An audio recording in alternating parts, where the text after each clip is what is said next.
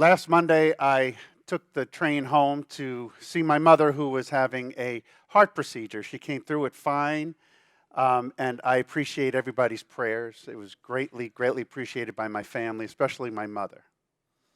But while I was in New York on Monday, I heard about Joe Biden in South Carolina being denied Holy Communion. He went online and walked up to receive the way we always do, and the priest refused to give him Holy Communion. Sparked a lot of debate. There's a canon that often gets cited in canon law, which is completely misread. In reality, there is no canon law that would support somebody doing that, but that's not really the point anyway. Because ultimately, at that moment, it's not about a legal procedure. This is a man seeking Jesus and being denied. It is a huge scandal that a priest who at the Eucharist is standing in the person of Christ could stand up and do what Christ never did. Christ never turned someone away. To his credit, though, Joe Biden is still a faithful, practicing Catholic. To his credit, Joe Biden didn't walk away from that humiliating and devastating moment when Jesus was denied him and say, "I'll never come back." To his credit, Joe Biden still seeks the grace of Jesus.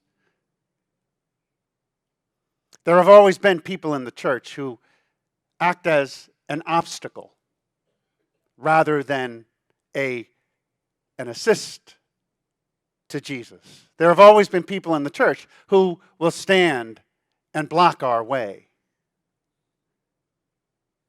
It's those who refuse to be defeated that ultimately win the day. Zacchaeus was a chief tax collector in Jericho. I've talked about tax collectors before.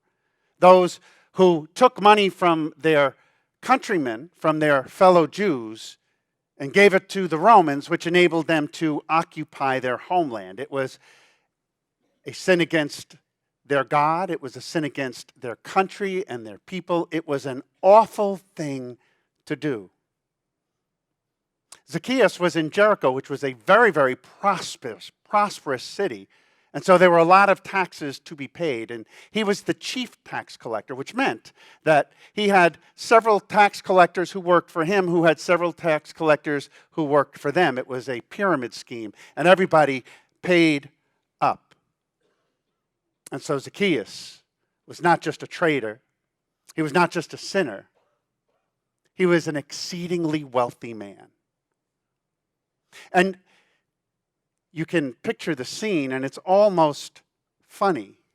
This small, short little man who is despised by everybody in his city, short of stature, hears that Jesus is coming, has heard all of the great things that Jesus has done, and he wants to be a part of that, and he goes out, and he is blocked by all the people who hate him. It's almost, you can imagine them locking arms and creating this wall that is impenetrable, so he cannot get up. He cannot get there to see Jesus. But to his credit, Zacchaeus would not be denied. And so rather than just turn around in a huff and go back home and decide that he's just going to charge them more money, he found another way. He rised above the crowd. And the beautiful thing is when he did that, when he rose above the crowd who was blocking him out, what he saw was not just the grace of God walking down his streets. He saw the grace of God looking for him. Zacchaeus come down from that tree. He had been waiting for Zacchaeus. He had been looking for Zacchaeus. And all the people just wanted to block him out. We will always encounter obstacles.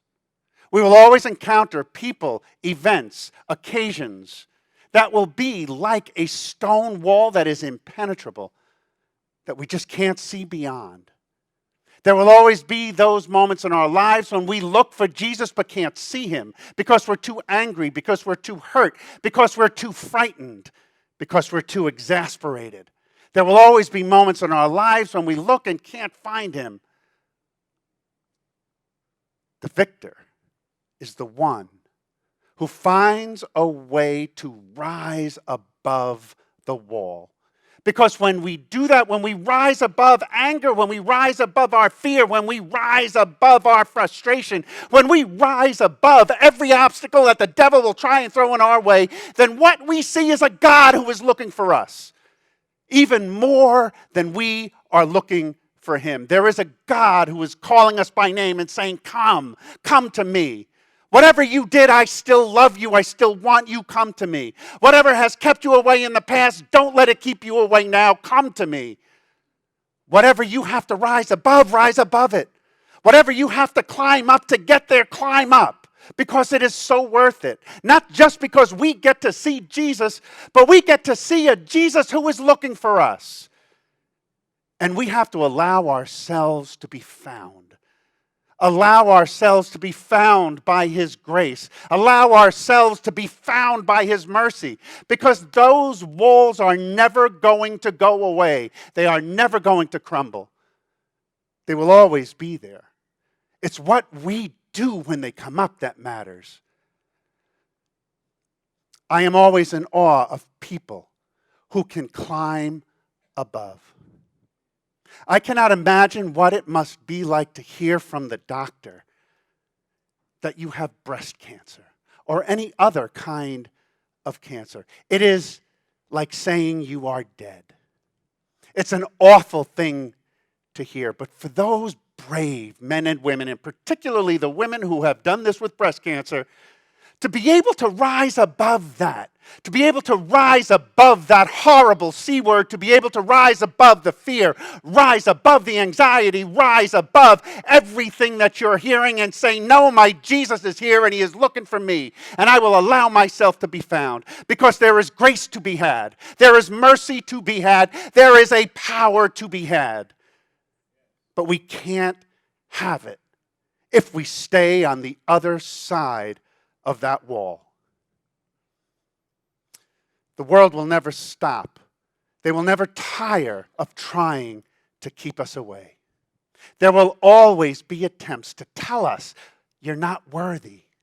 To tell us you'll never be worthy. To tell us you will never earn this. To tell us you are never going to be good enough. To tell us that God just doesn't care enough. There will always be those people and occasions that want us so much to believe it.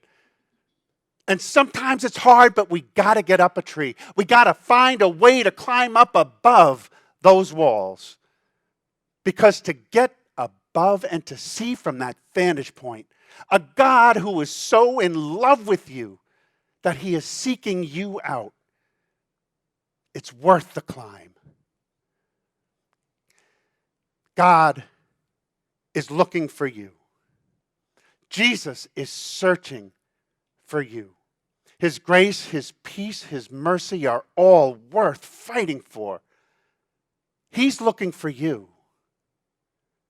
What are you looking for?